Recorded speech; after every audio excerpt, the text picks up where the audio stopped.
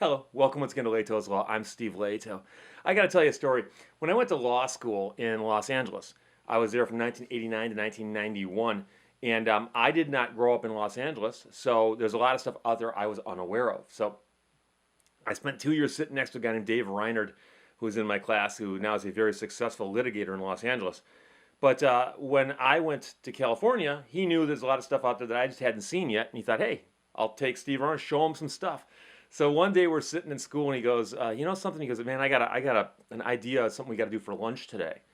And I go, what's that? And he goes, just trust me on this one. So lunchtime we go out and we get in his car and we drive to a little town called Eagle Rock, California. And Eagle Rock is a village community, what do you want to call it, just on the northeast side of Los Angeles, about 15, 20 minutes from where the school was, as I recall, because we had enough time to get there, eat lunch, and come back and make it back in time for the afternoon classes. And we go to a restaurant there called Julio's Bucket. Julio's Bucket. Now, if you're in California, you're in Los Angeles, spent any time there, you would have heard the name Julio's Bucket, but outside the area you haven't. And it's kind of strange. I'm going to tell you about an experience I had at a restaurant because the restaurant's not there anymore. And talking about food is like dancing about architecture. So it's still a fascinating story, though, because Julio's Bucket was a restaurant about the size of the room I'm sitting in right now. It was tiny. So we walk in, and there's a little L-shaped bar that's got, I think, like 4 chairs or 4 stools on one side and like 3 stools on this side. And we walk in, and I don't know anything about the place. And Dave just kind of goes like, play along. So we walk in, and there's 2 open stools, and we sit down. And Julio looks at us, and he goes, what do you guys want? And Dave goes, food. And he looks at me, and Julio looks at me and goes, what do you want? And I go, food? He goes, oh, okay. And Julio walks over to the grill, and he starts scraping the grill, and Dave turns to me and goes, ask him for a menu. So I go, hey, can I have a menu? The guy looks at me, he goes, what's wrong with you? And he takes a menu and he throws it at me. I'm like looking at the menu and Dave's just cracking up. And I go, like, is the food good? And Dave goes, no, that's the whole point. It is. And I'm looking around. All of a sudden I realized one whole wall of the restaurant, and by the way, one whole wall is only about 15 feet wide and 8 feet tall, is covered with newspaper articles. And the headlines are a combination of 2 different concepts. One is how this is the greatest food you can buy in this area, bar none. It's fantastic food. The other theme is the guy who owns the restaurant is the rudest person on earth. But it's worth it because the food is so good. So while I'm looking at the menu, Julio just starts making some food. And I look at Dave and I go, is he going to take our orders? And Dave goes, well, you saw what happened when you asked for a menu. What do you think he's going to ask if you say you want to order food? I'm like, what? And next thing you know, Julio's got 2 plates out. He puts 2 burgers on them, puts fries on them, and he just puts them in front of us, goes, there. And he walks away. And I go, well, okay. So I'm looking at it, and it looks good. And I take a bite out of it. It's fantastic. It may have been the best burger I've ever had. Keep in mind that I said this after I've eaten at In-N-Out Burger, which as a chain is the best burger money can buy. And there aren't In-N-Out burgers in Michigan, sadly. And I'm eating this hamburger. I'm like, oh, dude, this is fantastic. This is great. But the funny thing is, as the lunch time built up, other people came in. And you'd see people sit down who were clearly veterans who'd been here before. And they'd sit down and Julio'd actually turn to them. And I have to censor out the bad words. But he'd turn to somebody and go, what the heck do you want? And they'd look at him and they go, food. And if somebody goes, well, can I see a menu? He'd take the menu and throw it at him, but he would never take an order. He would literally just look at you and decide what he wanted to give you food-wise. And you'd take it and it'd be good. but he would also just insult people who he thought were speaking too much. And I actually went back and read some reviews because I was trying to remember some of the other aspects of this. And a lot of people have likened him to the soup Nazi from Seinfeld. But the thing is, the soup Nazi from Seinfeld was based on a guy apparently in New York City who sold soup. And of course, many people are familiar with the goofy skit about the cheeseburger guys in Chicago that was done on Saturday Night Live, also based on a real person. But Julio, the guy who ran Julio's Bucket, was just an eccentric guy who made such good food that people would come from miles around to get the food and would put up with. And once you understood that it was just part of what was going on there, it wasn't harmful. But the thing is that if somebody walked in and asked a stupid question, he would just yell at them or swear at them, or what the heck do you want, you know? And the funny thing is that as we were finishing our burgers, he walked over and slid 2 more plates over to us.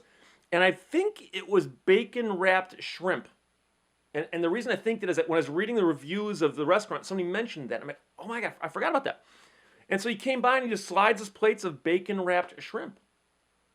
And I'm like, oh, okay. And I remember eating it going, this is really good too. But it was just so funny because the guy didn't take our orders. He just prepared the food he thought we should get.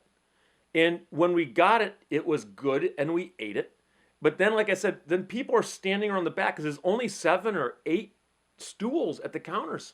And people are standing in line, people standing around outside waiting to get in. Everyone wanted to get in. And the guy could have, for instance, brought in more stools. He could have set up tables outside. He didn't care. Apparently, this was working for him. So I did some research, and sadly, Julio's Bucket of Eagle Rock, California, is no longer there. Or if it is, it was closed and reopened or something. Because I know that it appears that about 2013, that Julio himself sold the business to somebody else prior to 2013. And then in 2013, that person actually lost the lease or something. And it was a unique little tiny building. And at one point in time, the new owner actually did set up places outside where you could eat. He hired a staff that was polite. But Julio's Bucket had been there since 1935, 78 years. And a big chunk of that was when the man behind the counter was the one who would yell at you, swear at you, be insulted if you asked for a menu. And apparently, if you made the mistake of asking him for food, if you said, I want a hamburger, he would sometimes give you something else. Cheeseburger. I want a cheeseburger. He'd give you a hamburger. But again, the food was so good, and that was part of the deal. You would go in there, you'd possibly get verbal abuse, but the food you'd get would be so good, it would blow your mind. And I remember walking out of there just laughing. The guy had yelled at us. He'd yelled at people around us. We could hear him yelling as we walked out of the building. And I remember going back to school, telling, hey, have you been to Julio's Bucket? Have you been to Julio's Bucket? And they're like, dude, calm down. It's something everybody in LA's been to once or twice. Not everyone likes it as much as you do, but apparently, it's something that resonated with you. So a couple of years later, I went back to California to visit, and my brother at the time lived in California also. And so he and I were driving around Los Angeles. I forgot where we were going, and I saw the exit for Eagle Rock. I go, Rick, it's lunchtime. Let's go to Eagle Rock. And he goes, why? What's in Eagle Rock? I go, just trust me. So we pull onto, I think it's Colorado, and we pull, and I could be wrong on that, but we found it. It's that easy, and it's a landmark. You can't miss it, even though it's small. I go, Rick, Julio's Bucket. And he goes, Julio's Bucket, is it Mexican food? And I go, no. I go, I think Julio's a Basque. And it turns out that's what he is. And I've looked it up someplace, and so he's from a Basque background. I don't know what that means, except that I said, no, Rick, it's not Mexican food. It's I go burgers and fries kind of food. And he goes, oh, okay, cool, So we walk in, we both sit down. And now here's the funny thing. I had this haircut at the time, and he had a very, very similar haircut, but he had a mustache. And so we sat down at the bar, and we got there at a good time again. So we got to sit down right at the table or the bar. And Julio walks over, and he goes, what do you guys want? And I go, food. And he goes, okay. Turns around and starts walking away. And I go, Rick, I go, ask him for a menu. Rick is an older brother of mine. All my brothers are older, but being older is wiser and knew I was setting him up and goes, no, no, I'll just play along, see what happens here. So Julio comes back, slides us burgers and fries, and there's other people sitting down, and he's insulting people, and Rick's now got the joke. So Julio looks at me and he goes, "What do you do?" And it was so weird because I had not heard him ask anybody anything personal. And before I could answer, my brother goes, "He's an attorney." And Julio looks at me and goes, "Oh, you're an attorney?" And I go, "Yeah." And he looks at my brother and goes, "What do you do?" And before my brother could answer, I go, "He's a cop." Now, I don't know why I said that. But he looked like one, okay? My brother looked kind of like a cop. He had the mustache, he had the short haircut. And Julio goes, "Really?" And we're both laughing, and Rick goes, "No, I'm not a cop. I'm not a cop." And Julio looks at me and goes, "But are you an attorney?" And I go, "No, I actually am an attorney." I go, "But he's not a cop. I was just joking. I'm sorry, I'm just joking." And Julio reaches underneath the counter and he pulls out 2 slices of cake. And he goes, "Today's my birthday." And we go, "Really? Happy birthday." I mean, who knows, And I go to, like, I'm going to stick a fork into the piece of cake, and he goes, No, stop. And I'm like, okay. And he pulls out a bottle, I think it was rum, but it was alcoholic.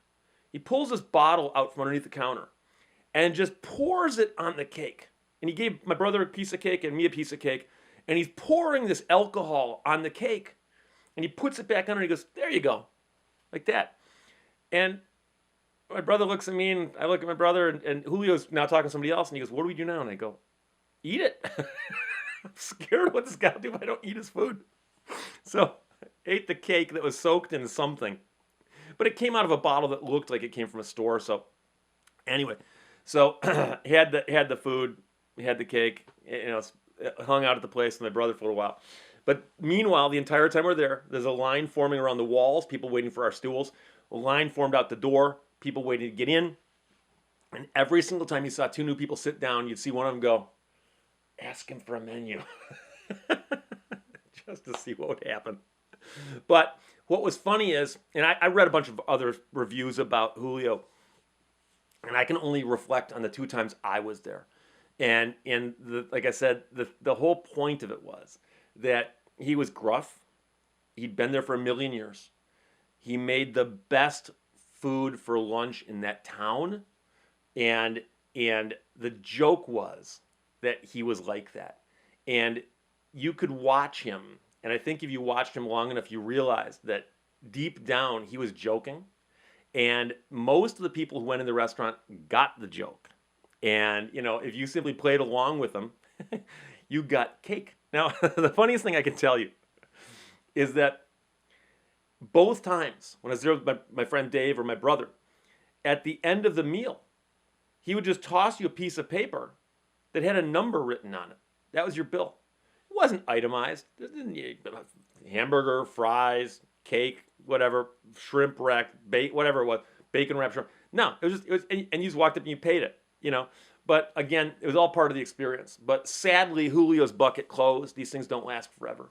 And I know that a lot of different parts of the country have got their own unique dining experiences.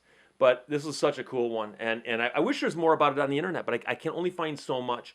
I did find somebody who did a review of the hamburgers after Julio's Bucket was named to have the best hamburgers in the area by the LA Times. The Los Angeles Times named it the best burger. And in that article, they referred to it as an 8-ounce burger. It was big, but it was good. So that was my story about Julio's Bucket in Eagle Rock, California. If you were ever there, please post a comment below or send me an email. I'd love to hear about your experiences there. And if you've got some wacky diner like that in your area, again, comment below. Otherwise, talk to you later. Bye-bye.